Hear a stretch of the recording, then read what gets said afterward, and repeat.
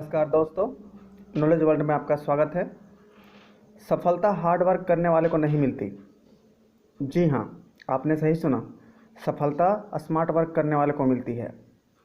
Jharkhand GK से संबंधित video में आपको रोचक तथ्यों के साथ इस चैनल का निरंतर प्रयास होगा कि कम समय अधिक ज्ञान और सवाल में छिपे जवाब लाने की कोशिश मेरी हमेशा रहेगी।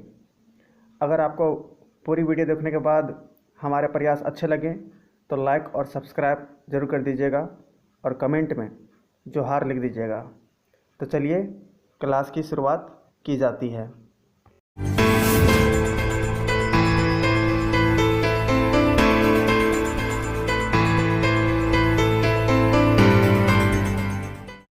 झारखंड के प्रथम पत्रिका 1880 में शुरू हुई, जिसका संपादक ए नोटरोड GEL मिशन ने की थी।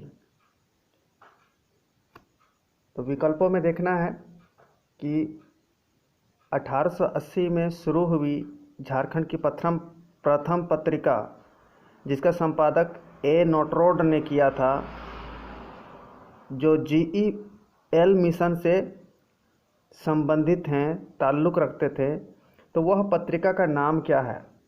तो चार ऑप्शन दिए हुए हैं। ये चारों पत्रिकाएं झारखंड में संपादित की गई हैं, लेकिन प्रथम पत्रिका कौन सी है? तो इसका सही जवाब हो जाएगा ऑप्शन नंबर ए, घर बंधु। घर बंधु याद रखना है। घर बंधु पत्रिका जो है वो झारखंड की प्रथम पत्रिका है और प्रश्न में ही कह दिया गया है कि 1880 में इसकी शुरुआत की गई थी और इसके संपादक जो एडिटर थे वो थे ए नोटरोड। इससे जुड़ी हुई बातें और विकल्पों में और भी जो पत्रिकाओं का उल्लेख किया गया है उनसे जुड़ी हुई कुछ बातों को यहाँ पर रखना अनिवार्य समझा गया है, तो आप लोग इसको ध्यान दीजिए। सबसे पहले तो दूसरे अखबार के बारे में चर्चा कर लेते हैं, आर्यावर्त की शुरुआत। तो आर्यावर्त की शुरुआत जो थी वो 1898 ईस्वी में हुई है, ये याद रखना है। आर्यावर्त जो पत्रिका थी वो एक साप्ताहिक पत्रिका थी। अगर प्रश्न पूछा जाए कि कौन सी प्रथम झारखंड की साप्ताहिक पत्रिका थी तो वो थी आर्यावर्त, ये याद रखना है। और आर्यावर्त से जुड़ी हुई रोचक तथ्य जो है कि इसके संपादक कौन थे? तो आर्यावर्त के संपादक जो थे वो बालकृष्ण सहाय ने इसका संपादन किया था, ये याद रखना है। आगे चलते हैं। अगला विकल्प हम लोग देखे थे जिसमें सोशल जनरल और छोटा नागपुर पत्रिका भी उल्लेखनीय था। तो सोशल जनरल की शुरुआत जो है वो 1918 ईस्वी में हुई थी और इसके जो संपादक थे वो थे सुकुमार हलदार, ये याद रखना है। सुकुमार हलदार सोशल जनरल के संपादक थे। और वहीं बात की जाए छोटा नागपुर पत्रिका की, तो छोटा नागपुर पत्रिका 1924 में स्थापित हुई, ये याद रखना है। और इसके संपादक जो थे वो राजा राम शर्मा थे। तो वीडियो को पुनः अगर समझ में ना आए या ये वीडियो थोड़ा जल्दी किया जाना है तो आप वापस इसको रिपीट करके या पॉज करके इसे देख सकते हैं। चलते हैं अगले सवाल की ओर। अगला सवाल है, झारखंड में सविनय अवज्ञा आंदोलन का प्रमुख केंद्र कौन था? तो सविनय अवज्ञा आंदोलन जो 1930 में गांधी जी के द्वारा चलाया गया था, उस आंदोलन में झारखंड का प्रमुख केंद्र कौन सा था? विकल्पों में देखा जाए तो रांची, खूंटी, हजारीबाग और रामगढ़ का जिक्र किया गया है और इसमें से जो सही उत्तर होगा वो होगा हजारीबाग। झारखंड में सविनय अवज्ञा आंदोलन प्रमुख केंद्र के रूप में हजारीबाग उभरा था। इसके लिए इससे जुड़ी हुई कुछ रोचक बातें हैं, आप देख सकते हैं। यहाँ पर एक नाम उल्लेखनीय है, वो है कृष्ण वल्लभ सहाय। तो कृष्ण वल्लभ सहाय ने खजांची तालाब के निकट नमक बनाकर नमक कानून नमक कानून को चुनौती दी थी, ये याद रखना है।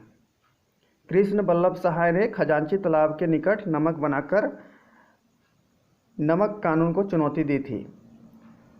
तो याद रखना है, खजांची तालाब भी एक महत्वपूर्ण फैक्टर बन सकता है। कृष्ण वल्लभ सहाय भी, नमक कानून तो जान ही रहे हैं। अगले प्रश्न की ओर चलते हैं। अगला प्रश्न है, झारखंड राज्य में उत्पादन की दृष्टि से दूसरी प्रमुख फसल कौन है? तो पहली फसल जो है झारखंड में सर्वप्रमुख जो है वो है धान, ये याद रखना है। अब बारी आती है, यहाँ सवाल किया गया है उत्पादन की दृष्टि से दूसरी प्रमुख फसल कौन है। चारों विकल्पों में से हमारा जो दूसरा प्रमुख फसल के रूप में जो विकल्प सही होगा वो होगा ऑप्शन नंबर सी, मक्का। मक्का के बारे में जान लेते हैं। तो मक्का के उत्पादन में पलामू का प्रथम स्थान है, ये याद रखना है। मक्का के उत्पादन में पलामू का प्रथम स्थान है। चलिए अगले प्रश्न पर चलते हैं। कोहबर क्या है? तो कोहबर क्या है, यह प्रश्न थोड़ा अटपटा दिखता है, लेकिन इसको समझना होगा क्योंकि नौकरी पाना आसान नहीं है। जितने तीखे मोड़ होंगे मंजिल उतनी अच्छी होगी, ये याद रखना है। तो चलिए जानते हैं कोहबर क्या है। तो कोहबर जो है, इस सवाल का जवाब देने से पहले मैं आपको इसके बारे में कुछ बता लेता हूँ। इसके बाद इसके बारे में इसका राइट आंसर जो होगा वो मैं बताऊँगा। तो चलिए थोड़ा सा देख लेते हैं इसको आगे। कोहबर शब्द फारसी भाषा के शब्द कोह से बना है। सवाल ये भी कहा जा सकता है कि कोहबर शब्द का कोह जो है वो किस भाषा का शब्द है। तो इसका सही जवाब होगा फारसी, ये याद रखना है आपको। और बर जो शब्द है वो हिंदी भाषा से लिया गया है, ये याद रखना है।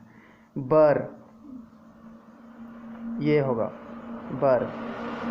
अब दोनों के बारे में भी कुछ सवालें बन सकती हैं जिसको मैं बताना समझूंगा कि वो उचित रहेंगे आपके लिए, आपके नॉलेज के लिए।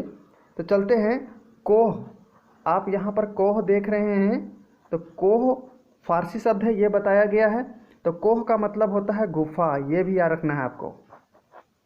फारसी भाषा में गुफा को कोह कहा जाता है, ये याद रखना है। और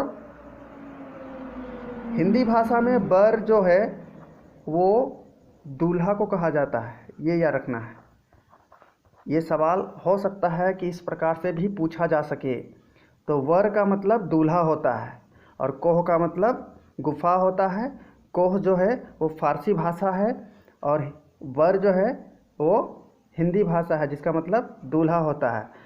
अब हम लोग पुनः पिछले प्रश्न पर आते हैं।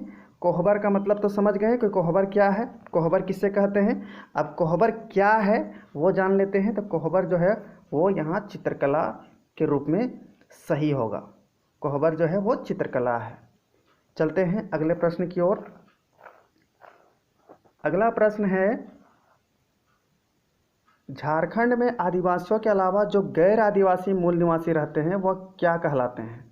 तो ये तो पता है कि झारखंड जो है वो आदिवासियों का एक अलग राज्य की मांग जो थी उसी के तहत इसकी स्थापना की गई। लेकिन यहाँ पर बहुत सारे गैर आदिवासी भी रहते हैं जिसे मूल निवासी कहते हैं। तो उन्हें कहते क्या हैं, तो इसके रूप में यहाँ पर 4 विकल्प जो दिए गए हैं आप उसको पढ़ सकते हैं। और इसका सही विकल्प जो सही उत्तर होगा गैर आदिवासी यानी मूल निवासी को जो कहा जाता है वो होगा सदान। याद रखिएगा ये सदान होते हैं। जो गैर आदिवासी मूल निवासी होते हैं वो सदान कहलाते हैं। चलते हैं और इस वीडियो को यहीं पर एंड करते हैं। मैं उम्मीद करता हूं कि आपको यह वीडियो बहुत ही अच्छा लगा होगा और यहाँ पर दी गई जानकारी से आप संतुष्ट होंगे। मिलते हैं अगले वीडियो में, तब तक के लिए जोहार।